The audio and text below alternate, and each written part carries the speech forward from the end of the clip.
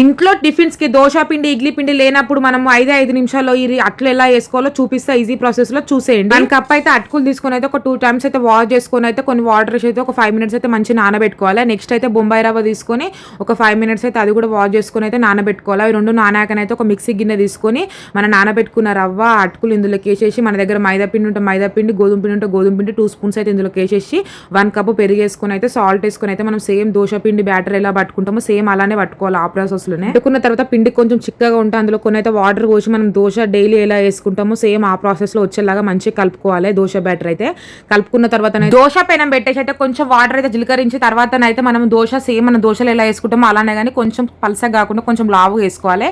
వేసుకుని అయితే ఒక 5 మినిట్స్ అయితే లో ఫ్లేమ్ లో అయితే మనం అయితే మంచిగా దాన్ని అయితే కాలనివ్వాలి మూత పెట్టుకొని.